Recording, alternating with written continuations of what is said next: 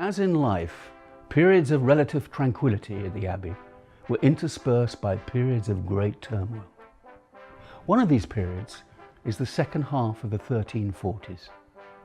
It started badly, with a riot by the peasants in Chiseldon, Wiltshire, a village which belonged to the Abbey. The mutiny didn't last very long, and in due course punishments were handed out. Mind you, the Abbey itself was under obligation to raise taxes for the crown.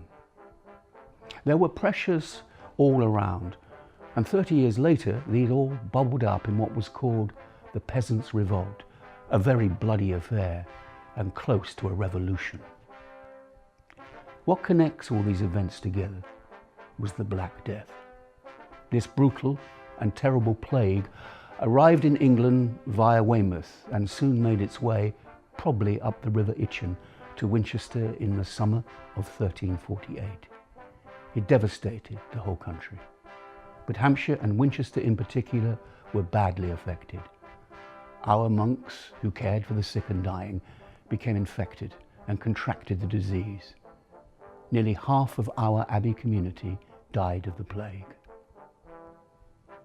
Carved into stone in a local church and dated 1349 was this inscription: "Wretched, terrible, destructive year. The remnants of the people alone remain." No village, town, hamlet, or manor house was spared. It also impacted on the land holdings of Hyde Abbey, whose income virtually ceased due to the number of deaths out in the countryside. As a result of the destruction of the Abbey, it had to hand its affairs over to William Egdington, Bishop of Winchester and Chancellor of England, to rescue the Abbey from financial ruin. Around 11,500 people lived in Winchester in the summer of 1348. In little more than 20 years, there were less than 6,000 remaining.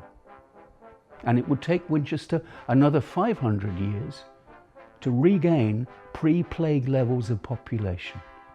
This was mirrored throughout the whole country.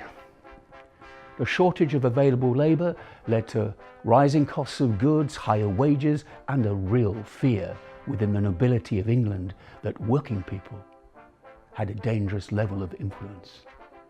There was conflict all round. It was to take many years for the country as a whole, and Hyde Abbey in particular, to recover.